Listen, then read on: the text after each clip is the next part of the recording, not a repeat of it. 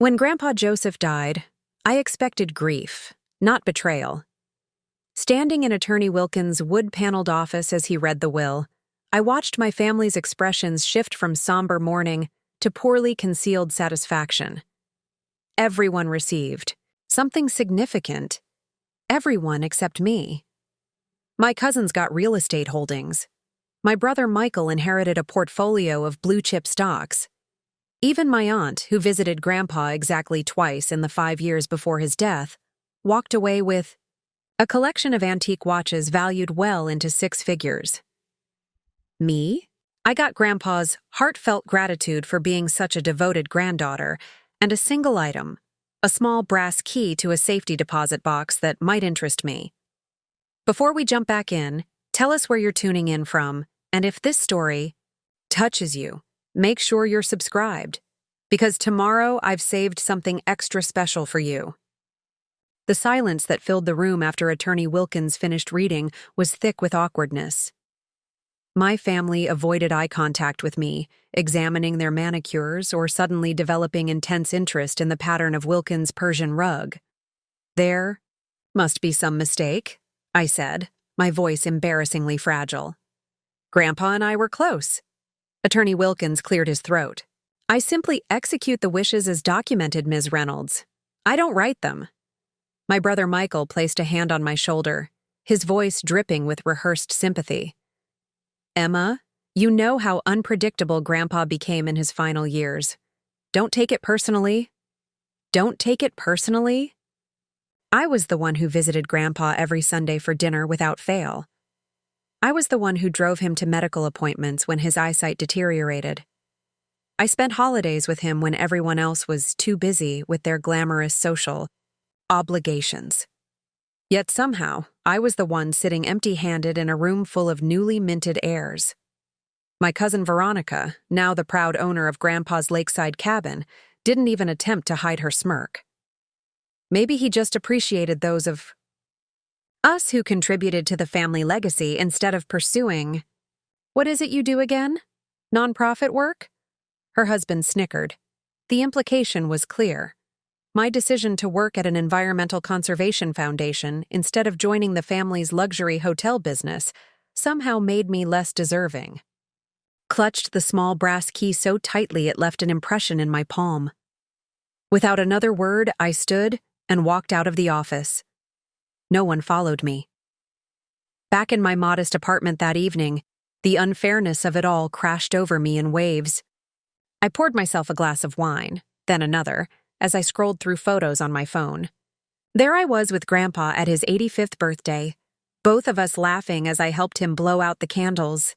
Another showed us working side by side in his garden, his hands dirty from soil, teaching me how to tell when the tomatoes were perfectly ripe. How could the man in these photos, the one who called me his little fighter and encouraged me to follow my passion even when my parents disapproved, cut me out of his will so completely? The next morning, nursing both an emotional and literal hangover, I called the bank listed on the small tag attached to the key. The safety deposit box was at First National downtown. I could access it any time during business hours. Just bring the key and identification, the clerk explained. 2 hours later, I sat in a sterile private room at the bank, staring at a metal box that seemed too small to contain anything of significance. My fingers trembled slightly as I inserted the key. Whatever Grandpa left me, it wasn't going to be enough to equalize the material windfall my relatives had received, but maybe there would be a letter explaining why. Some acknowledgement that our relationship had mattered to him. The lid creaked open to reveal a leather-bound journal with yellowed pages, a USB drive, and a sealed envelope with my name written, in Grandpa's shaky handwriting. I opened the envelope first. "My dearest Emma," it began, "if you're reading this, then the others have received their inheritance as planned, and you're wondering why I left you only this key. Before you think your old Grandpa lost his mind or his heart, I need you to read this journal from cover to cover. Start at the beginning, 1962. Then review the files on the drive. Once you understand, you'll have a choice to make. Whatever you decide, remember that of all my descendants, You're the only one who reminds me of myself. The only one with both the compassion and the spine to do what's right, even when it's hard. I love you, little fighter. Grandpa Joseph. My throat tightened as I traced his handwriting with my fingertip. Then I opened the journal to the first entry from 1962. March 15th, 1962. Today, I made a deal that will change everything. Margaret doesn't know yet. No one can know what I've done to secure this investment. God forgive me, but I had no choice. I read on, each page revealing another piece of a story I'd never heard. The true origin of Reynolds Luxury Hotels. My family's pride and source of generational wealth. The narrative that had been repeated at every family gathering was that Grandpa, a visionary entrepreneur, had scraped together loans from multiple banks, worked 18-hour days, and through sheer force of will, built an empire from nothing. The journal told a different story. By the time I finished reading, my hands were shaking again, but not from confusion or hurt, from anger and resolve. I plugged the USB drive into my phone. It contained scanned copies of original documents supporting everything in the journal, plus financial records, photographs, and a video file of Grandpa himself, recorded just months before his death. I pressed play. "Emma," he began, his face filling my screen.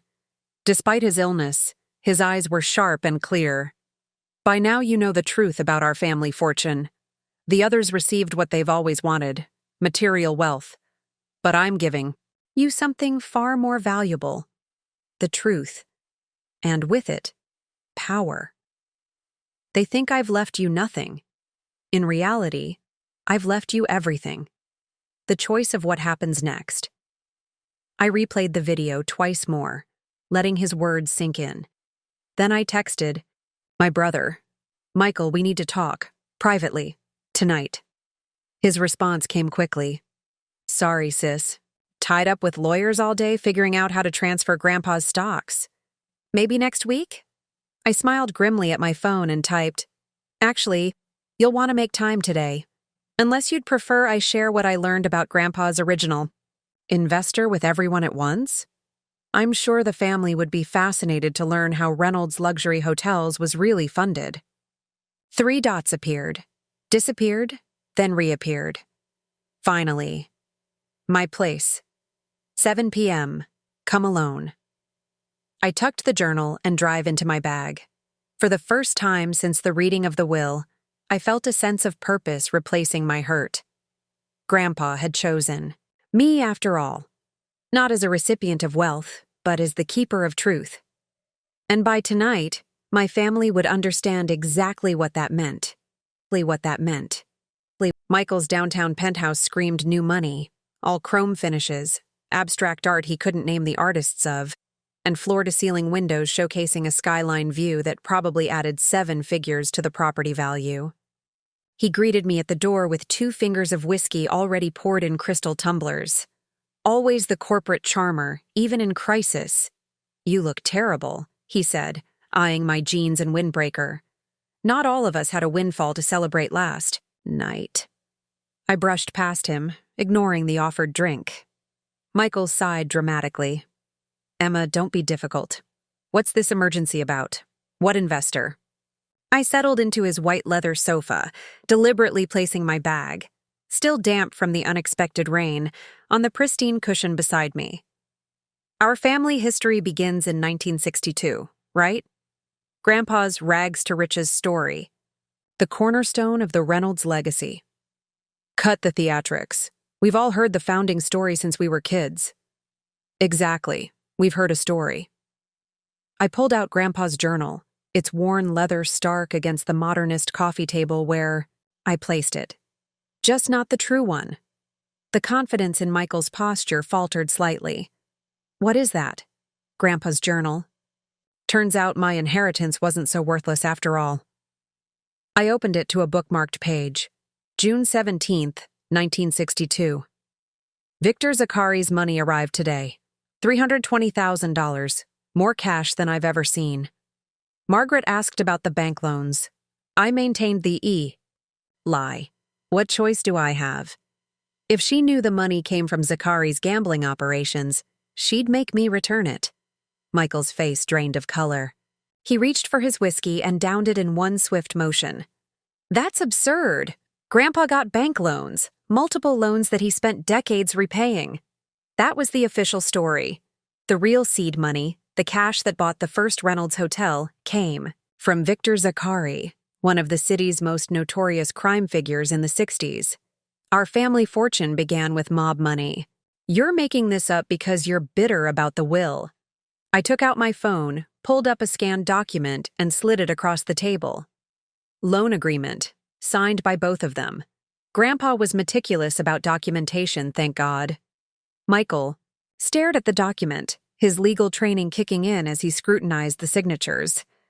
His jaw worked silently before he managed, "This doesn't prove anything. There's more.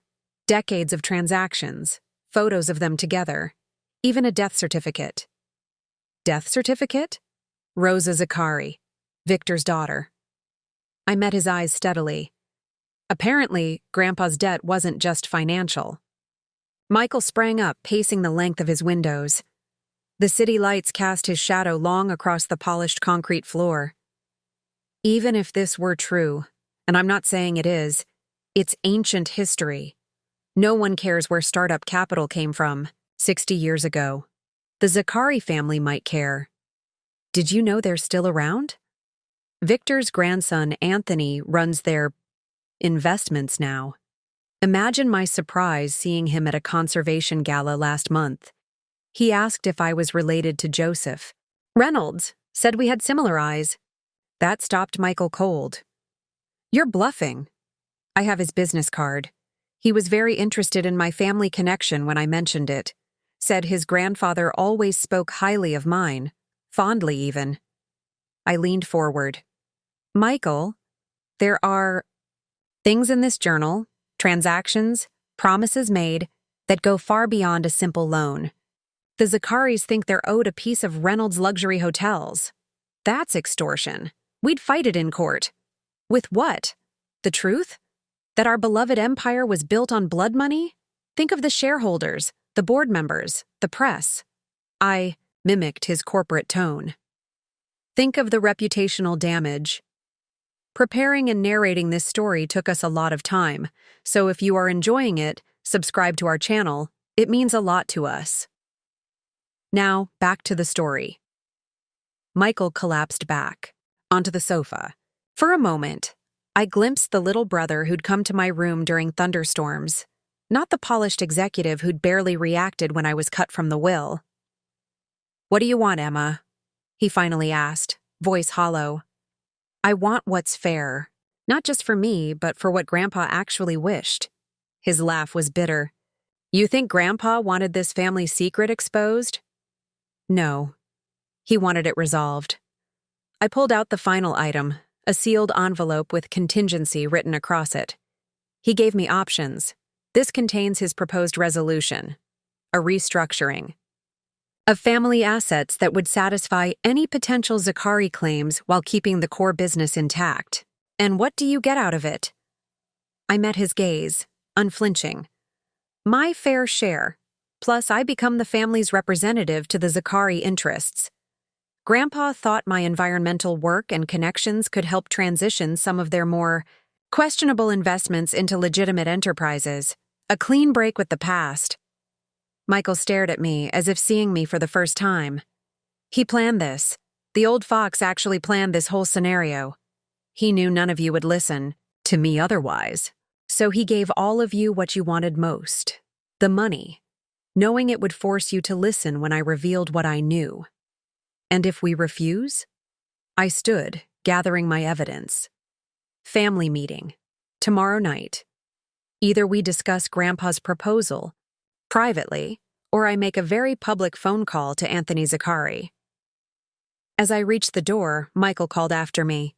"You wouldn't destroy this family." I turned back, the weight of Grandpa's trust heavy on my shoulders. "That's the difference between us, Michael. I'm trying to save it." The rain had stopped by the time I reached the street, but the night air still held its dampness. I pulled Grandpa's contingency letter from my bag, breaking the seal as I walked. Inside wasn't a restructuring plan, as I'd told Michael, but a single handwritten note. Remember when I taught you to bluff in poker? Sometimes the strongest hand is the one they think you have. Call Veronica next. Grandpa. I smiled into the darkness. Grandpa's final game was just beginning.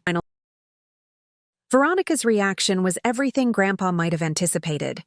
She dropped her porcelain teacup when I showed her the journal entry about her precious lakeside cabin, how it was acquired not through a legitimate sale as family lore suggested, but as payment for a gambling debt owed to Victor Zakari by the previous owner. The delicate cup shattered against her imported marble floor, Earl Grey seeping into grout lines like spilled secrets.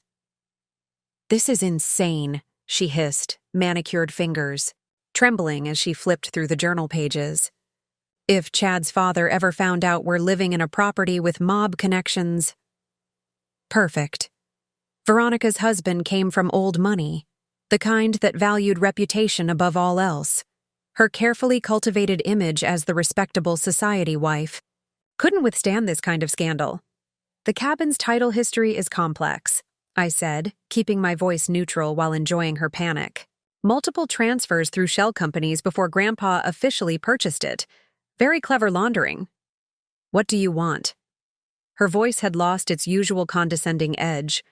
"Your support at tomorrow's family meeting. Michael's already on board." Her eyes narrowed with suspicion. "Michael agreed? Just like that?" "He saw reason once I explained the alternatives." I checked my watch. "I'm heading to Aunt Patricia's next, then Cousin David." "Wait!" Veronica grabbed my arm, her grip surprisingly strong.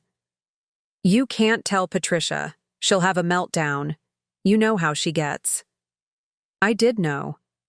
Aunt Patricia's anxiety medication was barely managing her existing fears about family reputation. This would send her spiraling.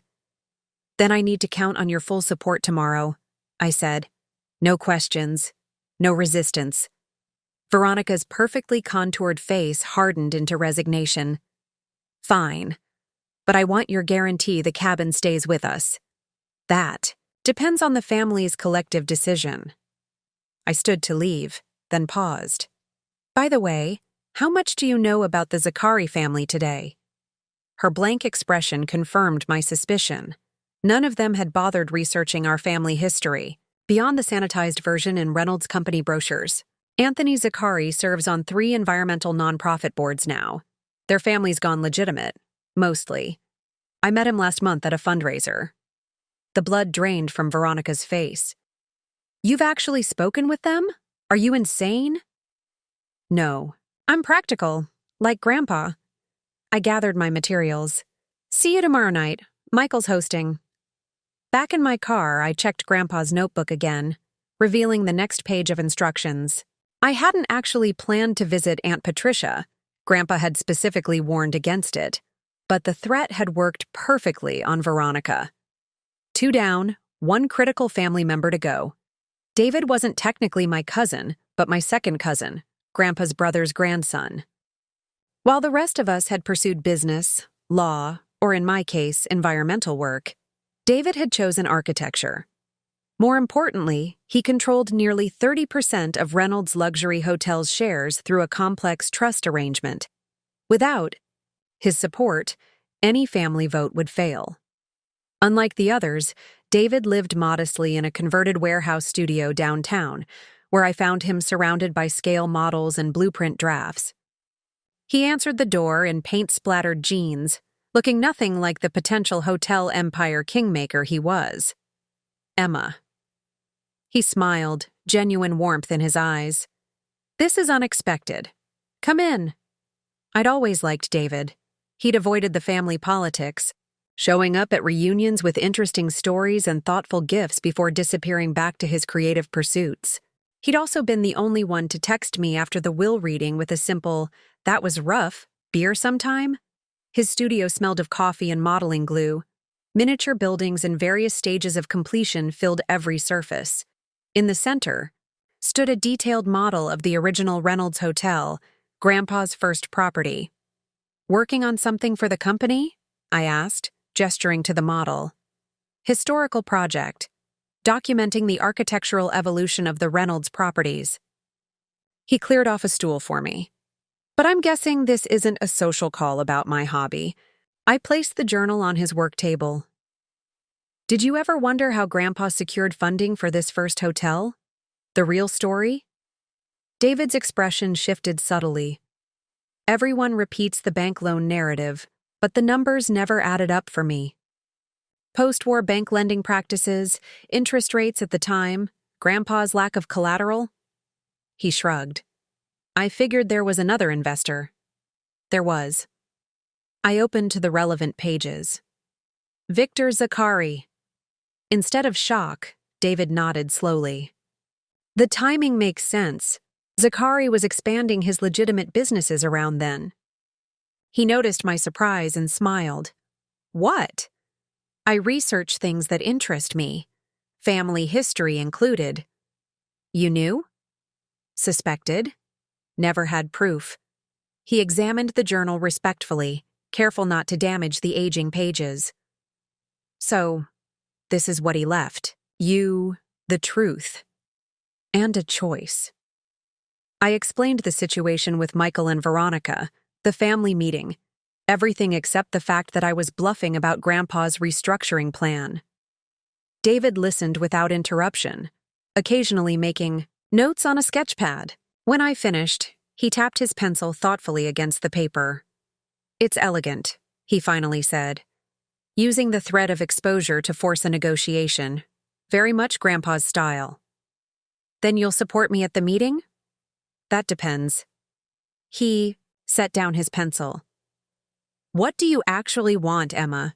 Revenge? Money? Control?" The directness of his question caught me off guard. Everyone else had immediately focused on protecting themselves. "Justice," I answered honestly. "Not just for me, but for Grandpa's real wishes." "Which were?" I hesitated. "I'm still figuring that out." David's smile was knowing. "He didn't actually leave you a restructuring plan, did he? That's your bluff." Heat rushed to my face. "How did you—" "Because I received a letter from him too." After the will reading, David reached into a drawer and extracted an envelope with familiar handwriting. Mine said, "When Emma comes to you, listen carefully. She has half the puzzle. You have the other half. Together, you might just save this family from itself." My heart pounded as David handed me his letter. Inside was a single key, almost identical to the one I'd received, but brass instead of silver. "Another safety deposit box," I whispered. "At First Citizens Bank, not First National," David confirmed. "I've been waiting for you to show up before opening it." I stared at the key, then back at David. "We need to go, now." "It's after hours," he pointed out. "Banks are closed." "Tomorrow morning, then. First thing." I stood, suddenly energized. "But we can't tell the others, not until we know what's in that box." Agreed. David's gaze lingered on Grandpa's model hotel. "You know, I always wondered why Grandpa insisted I study the original architectural plans so carefully." "What do you mean?" He made sure I understood every detail, including features that aren't in any official documentation, almost like he was preserving knowledge that might otherwise be lost. A chill ran down my spine as pieces began connecting in my mind. "David, what exactly did you inherit in the will?" "Oversight of the historical preservation of all original Reynolds properties." He laughed softly. "Everyone thought it was a meaningless title to make me feel included. Just the architectural black sheep getting a bone. Or the perfect person to safeguard something hidden in plain sight," I murmured. We stared at each other, the gravity of Grandpa's game finally taking shape. He hadn't just left me a truth to wield as a weapon, he'd created an elaborate puzzle with pieces divided among those he trusted most. The question was, what was so important that it required such extraordinary measures to protect? Tomorrow morning, 8 o'clock, David said, walking me to the door. I'll meet you at First Citizens. As I left, my phone buzzed with a text from Michael. Family's on board for tomorrow night, 7 p.m. Don't be late. I smiled grimly at the screen. They had no idea what was coming, because neither did I. Not yet. But by this time tomorrow, the true legacy of Joseph Reynolds would finally come to light. Morning arrived with a punishing headache and too many questions. I'd barely slept, my mind racing through possibilities of what awaited in David's safety deposit box. By 7:45, I was pacing outside First Citizens Bank, clutching a coffee that did nothing to settle my nerves. David arrived exactly at 8, dressed in the only suit I'd ever seen him wear, charcoal gray with a slightly crooked tie, the same one he'd worn to Grandpa's funeral. Ready? He asked, jangling his key. The bank. Manager escorted us to the vault with the practiced courtesy of someone accustomed to wealthy clients. Inside the private viewing room, David placed his brass key into the lock while I inserted my silver one. Together, he said. We turned them simultaneously. The lock clicked. Unlike my small container, this was a large safety deposit box, the kind used for significant collections or extensive documentation.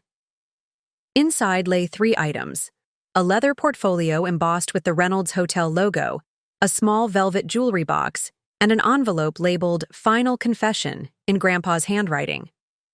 Which first? David asked, his architect's hands hovering uncertainly over the contents. The confession, I decided. Seems like the logical starting point.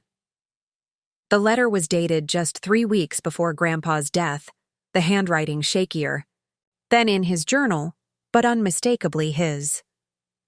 My dear Emma and David, it began, if you're reading this together, you've already discovered some uncomfortable truths about our family's history. What you don't yet know is why I've orchestrated this elaborate revelation after my death rather than simply telling you while alive. The truth is, I was a coward. For 60 years, I've lived with the guilt of my arrangement with Victor Zakari, not just the initial investment, but everything that followed. The properties acquired through intimidation, the competitors who mysteriously abandoned prime locations, the inspectors who overlooked code violations in our early hotels. But the greatest sin of all involved Rosa Zakari, Victor's only daughter. She discovered her father's involvement in our business in 1968 and threatened exposure unless I helped her escape his control. She wanted freedom, an education, a life beyond her father's shadow. I promised to help, took her money, and then betrayed her to Victor when he threatened my family. 3 days later, Rosa died in a car accident. Her death haunted me for decades, but I buried the guilt beneath expansion plans and profit margins. I told myself I had no choice. When Victor died in 1984, I thought the connection was finally severed. I was wrong. Anthony Zakari, Victor's grandson and Rosa's nephew, has spent years piecing together his family's history. He knows about Rosa's death. He knows about my role in it. 2 months ago, he approached me privately, not with threats, but with evidence and a proposal. After a lifetime of expecting retribution, what I received instead was an opportunity for redemption. I paused, looking up at David. His face had gone pale. This is worse than we thought. Keep reading, he urged. The jewelry box contains Rosa's locket, returned to me by Anthony as proof of his knowledge. The portfolio contains the true restructuring plan I negotiated with him. It's fair, reasonable even, honoring his family's contribution to our wealth, while preserving the Reynolds legacy. Emma, I chose you to lead this reconciliation because your work in conservation showed me your capacity for building bridges between opposing interests. David, I entrusted you with the architectural oversight because the original hotel contains a hidden safe behind the eastern wall of the presidential suite. Documentation I could never destroy but dared not reveal. The others, Michael, Veronica, Patricia, I love them. but they would choose protection of wealth over truth. You two alone have the wisdom to understand that our family's future depends not on denying our past, but on making amends for it. Anthony, Zachary will contact you 1 month after my death. You may choose to implement this plan, or not, but know that the truth will emerge regardless. I'm finally out of time and excuses. With love and hope for forgiveness, Joseph Reynolds. Silence filled the room as the letter's implications settled over us. I opened the jewelry box with trembling fingers. Inside lay a tarnished silver locket. When I pressed the tiny latch, it opened to reveal a faded photograph of a young woman with determined eyes. "Rosa," I whispered. David had already begun examining the portfolio's contents: legal documents, financial projections, property transfers. "This is comprehensive," he said, scanning the pages. "It essentially acknowledges the Zachary family as silent founding partners, with a 20% stake in Reynolds Holdings to be transferred to their charitable foundation. There are specific provisions for historical recognition, and, Emma, there's a personal settlement for Rosa's descendants. She had children? A daughter, apparently, born shortly before her death. The implications hit me like a physical blow. If Rosa had a child, that meant Anthony isn't just looking for financial justice," I said slowly. "He's seeking recognition for his cousin. Rosa's daughter would be around 50 now." David nodded, still processing the documents. "The plan includes funding for locating her, if she's still alive, DNA verification protocols. Everything meticulously arranged." I checked my phone calendar. "Grandpa died 27 days ago. If Anthony plans to contact us after 1 month, contact us. We have 3 days to decide whether to present this to the family," David finished. "Preparing and narrating this story took us a lot of time, so if you are enjoying it, subscribe to our channel. It means a lot to us. Now back to the story." Wee Chow carefully repacked everything except the confession letter, which I tucked into my bag. As we emerged from the bank into the bright morning light, David asked the question that hung between us. "What are you thinking?" I leaned against a concrete planter, suddenly exhausted. "I'm thinking Grandpa was right about Michael and Veronica. If they knew about Rosa's murder, because that's what it was, they'd bury it deeper than Grandpa did. But now we know, and we have leverage. Leverage I've been using for petty revenge," I admitted, shame burning through me. I was so focused on getting my fair share that I missed the bigger picture. David's hand rested briefly on my shoulder. "You couldn't have known. But I should have understood Grandpa better. This isn't about money. It never was. It's about setting right a 60-year-old wrong. So what's our next move? The family meeting is tonight."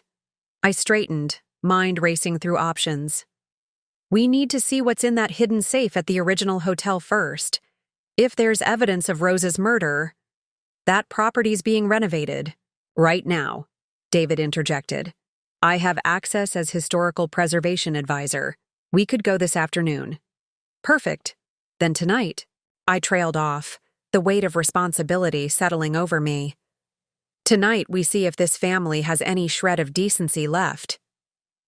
The Reynolds Grand Hotel, the first in Grandpa's empire, stood downtown, its Art Deco facade currently obscured by scaffolding as it underwent a heritage restoration. David flashed his company ID at a side entrance, explaining my presence as historical consultation. The presidential suite occupied the entire top floor, a time capsule of 1960s luxury that hadn't been updated in decades. While most of the hotel embraced modern renovations, this suite remained preserved as a testament to the company's origins. "Grandpa insisted it stay exactly as it was," David explained, running his hand along the wood-paneled eastern wall. "The board wanted to modernize it years ago, but he was adamant. Now we know why." He pressed different sections of the ornate wainscoting until we heard a soft click. A panel swung inward, revealing a small wall safe with a combination lock. Any ideas? On the combination? I asked. David thought for a moment. Try Rosa's death date. I pulled out Grandpa's journal, flipping to the entry recording her accident. April 17th, 1968.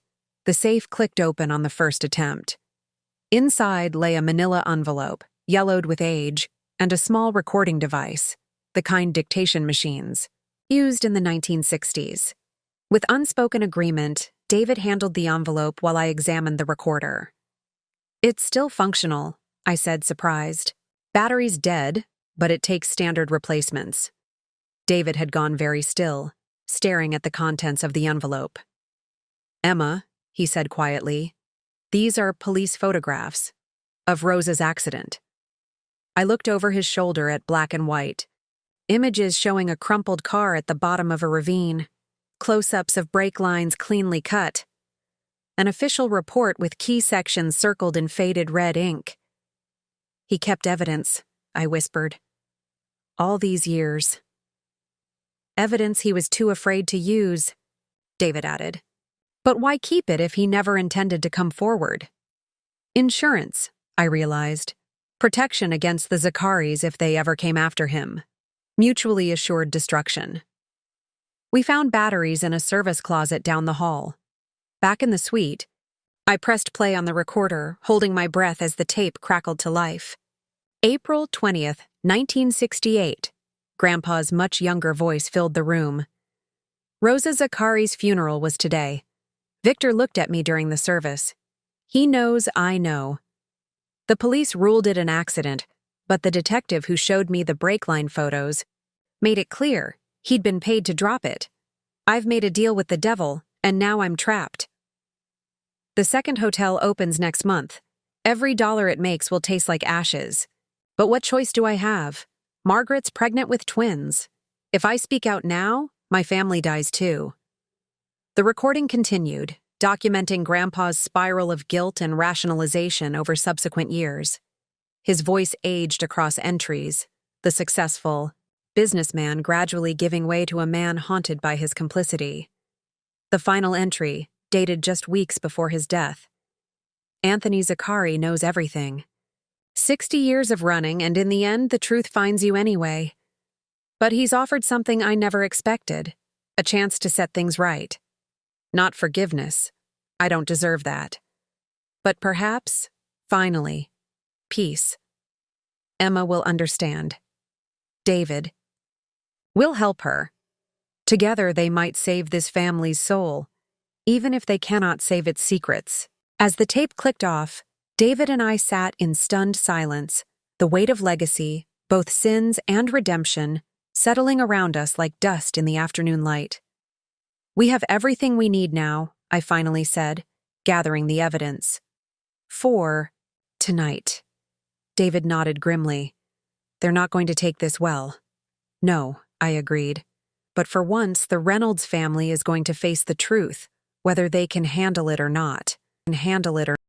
7 o'clock found the Reynolds clan assembled in Michael's penthouse living room, an uncomfortable tableau of wealth and wariness. Michael stood by the bar, meticulously arranging crystal glasses. Veronica perched on the edge of the sofa beside her husband Chad, whose bored expression suggested he'd rather be anywhere else. Aunt Patricia fidgeted with her pearl necklace, eyes darting nervously around the room. 2 cousins from the extended family completed the gathering, Peter and Elise, both holding minor shares in the company and major opinions about everything else. David and I arrived last, deliberately so. The room fell silent as we entered, their expectant faces a mixture of annoyance and unease. Let's get this over with, Michael said, gesturing toward the conference table he'd had brought in for the occasion. You called this meeting, Emma. The floor is yours. I placed my materials on the table. Grandpa's journal, the confession letter, the portfolio of documents, and a small USB drive containing photographs of all evidence, including the brake line, photos and digitized audio from the recorder. Before I begin, I said, my voice steadier than I expected, I want to be clear. What I'm about to share isn't about revenge or personal gain. It's about something Grandpa couldn't face in life but wanted addressed after his death.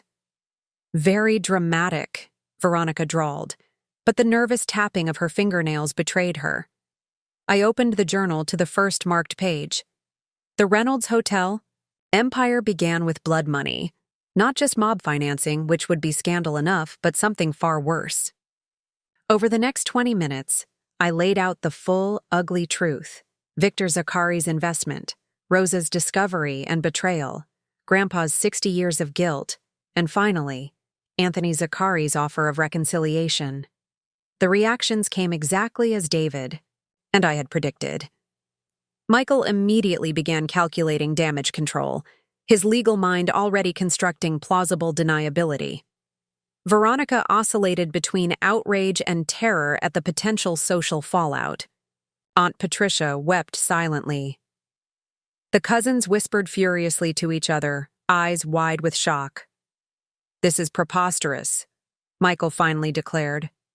"Even if Grandpa wrote these things, they're the delusions of an old man consumed by guilt over imagined sins." I slid the break-line photographs across the table. Imagined. Chad, Veronica's husband, picked them up with the clinical detachment of someone accustomed to unpleasant realities. "These appear authentic," he said quietly. His background in insurance fraud investigation lent weight to his assessment. "Regardless," Michael countered, "this happened 60 years ago. The statute of limitations doesn't apply to murder," David interrupted. "And that's exactly what the press will call it if this goes public," I added. "Not to mention the shareholders, the board, the hotel partners." Veronica's face had lost all color. "What exactly does this Anthony person want?" I opened the portfolio. Recognition of his family's role as founding investors. 20% of Reynolds Holdings transferred to their charitable foundation. A personal settlement for Rosa's daughter if she's found alive. And a public acknowledgement of the true history at the original hotel's reopening next month. "Absolutely not!" Michael slammed his hand on the table. "We'd be admitting criminal liability." "Actually," David said, "the agreement specifically includes mutual releases of all claims. It's quite elegantly structured to protect both families legally while acknowledging the moral debt." Peter, who had remained silent until now, leaned forward. "And if we refuse?" "Anthony Zakari will go public with everything he has," I said. Which, based on what he shared with Grandpa, is substantial. "So we're being blackmailed," Elise concluded. "No," I corrected. "We're being offered a chance to atone. There's a difference." Michael paced the length of the table, agitation visible in every movement. "This is insane. We can't seriously consider giving away 20% of the company because of something that may or may not have happened before any of us were born." I played my final card, pressing play on the audio recording. Grandpa's aged voice filled the room. "I've waited too long. The cancer leaves me little time. Emma and David will understand what must be done. The others, they've grown too comfortable with wealth built on deception. But Anthony has promised, if we make amends voluntarily, Rosa's story will remain private. A family matter, settled between families." The recording ended with Grandpa's final words. "It was never about the money. It was about the choice, who we decide to be when facing our darkest truths. I failed that test. I pray my grandchildren will not." Silence stretched across the room, heavy and absolute. Aunt Patricia broke it first, her voice barely audible. "Joseph knew. All these years, he knew exactly what happened to that poor girl. And kept building his empire anyway," Chad added. Something like disgust crossing his features as he looked around at the luxury surrounding us. Michael remained unmoved. "This is emotional manipulation. Grandpa clearly wasn't in his right mind." "Stop it, Michael," Veronica snapped unexpectedly. "Just stop. I've heard enough." She turned to me, years of condescension replaced by something I'd never seen in her eyes before. Respect, however reluctant. "What are you actually proposing, Emma?" I gestured to David, who distributed copies of a document we'd prepared that afternoon. We accept Anthony Zaccari's terms with minor modifications, I explained. The 20% stake goes to their foundation as requested, but with us maintaining voting control. We establish a scholarship in Rose's name. We acknowledge the Zaccari investment in the company history, framed as early private equity without detailing the circumstances. David continued. Most importantly, we locate Rose's daughter, if she exists, and make things right with her directly, not just financially, but by giving her the truth about her mother. And who manages this relationship with the Zaccaris going forward? Peter asked. I do, I said firmly. With David's assistance on the historical elements. My background in environmental nonprofits makes me uniquely qualified to work with their foundation. Convenient, Michael muttered. Actually, David interjected, Emma doesn't benefit financially from this arrangement beyond a reasonable compensation package for her role. She's not asking for company shares or property. This seemed to surprise everyone, including Michael. Then what do you want? He demanded, eyes narrowing. I met his gaze directly. I want to sleep at night, Michael. I want to honor what Grandpa was trying to do in his final days. And I want this family to stop pretending we earned everything. Through merit alone when the truth is far uglier. Pretty words, Elise scoffed. But we're talking about millions of dollars. Blood money, I reminded her. Built on a young woman's death. Are you so comfortable with that you'd risk everything? To keep it? The room fell silent again as each person wrestled with their conscience, or at least their sense of self-preservation. Veronica spoke first. I vote yes. We accept the terms. Aunt Patricia nodded tearfully. Joseph would want this. One by one, they came around, some from moral conviction, others from practical recognition that the alternative was worse. Michael held out longest, his knuckles white as he gripped the back of his chair. Fine, he finally conceded, but I want extensive NDAs, and Emma. He fixed me with a cold stare. You'd better not mess this up. Everything we've built is now in your hands. Not everything, I corrected gently. Just the truth. The company will continue under your leadership. I have no interest in hotels. As the meeting concluded and family members filed out, each lost in their own thoughts, David stayed behind with me in Michael's now empty living room.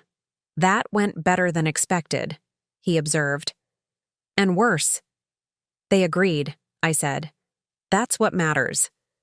But not for the right reasons. Not really. I gazed out at the city lights, thinking of Grandpa, the complicated man who'd built an empire on a terrible secret, yet found the courage in his final days to set a path for redemption. Maybe the reasons don't matter as much as the actions, I said finally. Grandpa couldn't undo his choices, but he gave us the chance to make better ones. David smiled faintly. So what now? You meet with Anthony Zaccari? Begin the search for Rose's daughter? I nodded, feeling the weight of responsibility settle into something more purposeful than revenge. First thing tomorrow, but tonight? I pulled out Grandpa's journal, running my fingers over the worn leather. Tonight, I want to read every page, really understand the man, not just his mistakes. 3 days later, I sat across from Anthony Zaccari in a quiet corner of the Botanical Gardens where my conservation foundation had recently completed a restoration project. He was younger than I'd expected, early 40s, with thoughtful eyes. That studied me carefully. You've made your decision then? He asked after introductions. Yes, we're accepting your terms, with minor modifications. I slid the signed documents across the table. But I have a question first. He nodded for me to continue. Rose's daughter. Do you know who she is? Have you found her? A complex emotion crossed his face. Yes. We located her 5 years ago through DNA genealogy. And she's been watching your family from a distance ever since, trying to understand the grandfather who betrayed her mother. He hesitated, then added quietly, "She's my half-sister, actually. Victor adopted me after my parents died, but he was my biological grandfather through his son. Rosa was my aunt." The realization struck like lightning. "That's why this isn't just business for you. It's personal." "It's family," he corrected. "All of it, the good and the terrible." "Does your sister, want to meet us?" Anthony's smile held more sadness than joy. "She's considering it. This was never about money for her either. She just wanted acknowledgement that her mother existed, that her death mattered." I thought of the tarnished locket, still in my possession. "I have something that belonged to Rosa. When your sister is ready, I'd like her to have it." He nodded, genuine gratitude in his eyes. "I'll tell her." As we finished our business and prepared to part ways, Anthony paused. "Your grandfather was a complicated man, Emma. In another world, another time, perhaps he and Rosa—" He didn't finish the thought, but he didn't need to. I'd read enough of Grandpa's private journals now to understand the complex emotions he'd carried for Rosa Zakari. Guilt, certainly, but also admiration, regret, and something that might have been love in different circumstances. "We can't change the past," I said, "but we can honor the truth." "Yes," Anthony agreed. "And sometimes that's enough." Walking back to my car after our meeting, I felt an odd sense of peace. The anger that had driven me after the will reading had transformed into something more meaningful. Grandpa hadn't excluded me from his physical legacy. He'd entrusted me with his moral one instead, believing I alone would have the courage to use it wisely. It wasn't the inheritance I'd expected. It was better. Up next, you've got 2 more stand out. Stories right on your screen. If this one hit the mark, you won't want to pass these up. Just click and check them out. And don't forget to subscribe and turn on the notification bell so you don't miss any upload from us.